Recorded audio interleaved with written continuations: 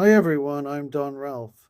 Today we're diving into the International Criminal Court, or ICC, to explore its fundamental role and functions. We'll also take a closer look at various aspects of its proceedings, particularly in relation to the case involving former President Duterte. Join me as we unpack these important topics and gain a clearer understanding of the ICC's impact on international justice. It is notable, too, that Duterte is facing prosecution for reported abuses related to the war on drugs, given both his and the policy's historical popularity. Also noteworthy is Philippines President Ferdinand Marcos Jr.'s about face. He previously vowed not to cooperate with the ICC, but ultimately approved Duterte's arrest, citing an obligation to comply with Interpol, the world's premier police cooperation and crime control organization. Cynics might suggest that the ICC exploited the political rivalry between the Marcos and Duterte families to go after Duterte. While it's true that Duterte's daughter, the polemical impeached Vice President Sara Duterte, may now have a harder time running against Marcos in the next presidential election, the ICC's interest in her father and the drug war began well before the current rivalry. Duterte in The Hague. Duterte made his first court appearance remotely via video from the ICC's detention center on March 14th, 3 days after his arrest. He was represented by Salvador Medialdea, who served in his administration, assisted by ICC Defense Counsel. The ICC has a lengthy pretrial process. The next step will be a hearing in September to confirm the charges. Prosecutors, the defense, and victims' legal representatives will present evidence, and judges will then decide if there is enough to proceed to trial. The trial itself could take years and would be subject to appeal. The road ahead is long, and whatever happens to Duterte, bereaved families won't get their loved ones back. But maybe they will see some justice served. But on the other spectrum of this case, questions are doubted. To negate the overview of what war on drug is and how it's being conducted.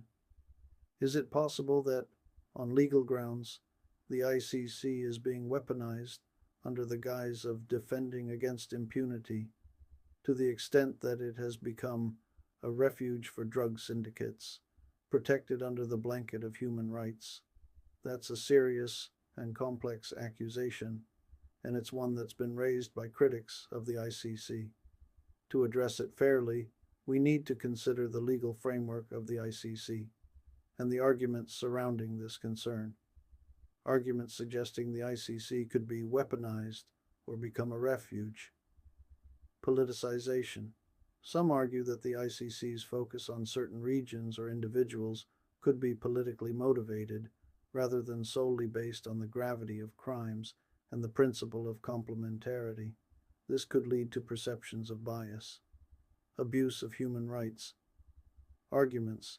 It's conceivable, in theory, that sophisticated criminal organizations could attempt to exploit human rights legal frameworks to obstruct investigations or prosecutions against them.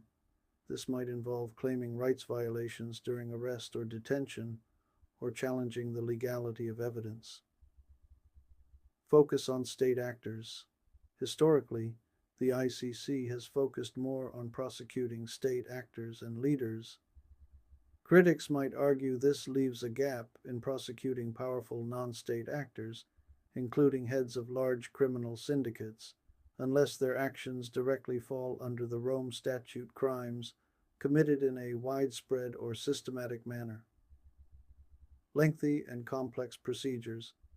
The ICC's legal processes are often lengthy and complex, which could inadvertently provide opportunities for well-resourced criminal organizations to mount legal challenges and delay or obstruct justice. Legal safeguards and principles that aim to prevent the ICC from becoming a refuge for drug syndicates. Jurisdiction. The ICC's jurisdiction is clearly defined in the Rome Statute. It focuses on the most serious international crimes: genocide, crimes against humanity, war crimes, and the crime of aggression. While drug-related offenses can be serious, they generally fall under the jurisdiction of national courts unless they meet the high threshold of crimes against humanity, e.g., widespread and systematic killings linked to drug enforcement. Principle of complementarity.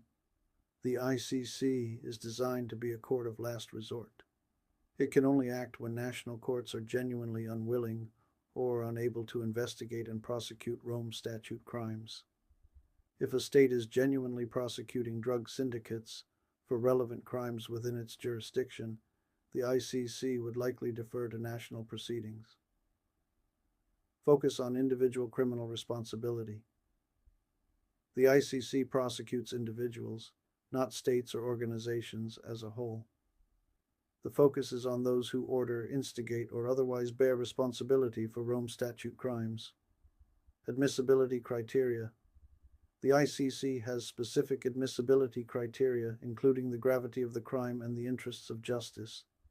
Cases that do not meet these criteria are unlikely to be pursued. Prosecutors' independence and impartiality. The ICC prosecutor is mandated to act independently and impartially, basing decisions solely on the evidence and the law.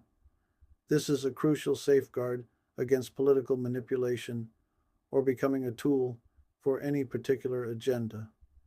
Rights of the accused. While the ICC aims to hold perpetrators accountable, it also guarantees the rights of the accused to a fair trial, ensuring due process and preventing wrongful convictions. This includes the right to legal representation and the ability to challenge the prosecution's case. Regarding the specific concern about drug syndicates being protected under the guise of human rights, while it's theoretically possible for sophisticated legal teams representing individuals involved in drug syndicates to raise human rights arguments during legal proceedings, this is a feature of any legal system that respects fundamental rights.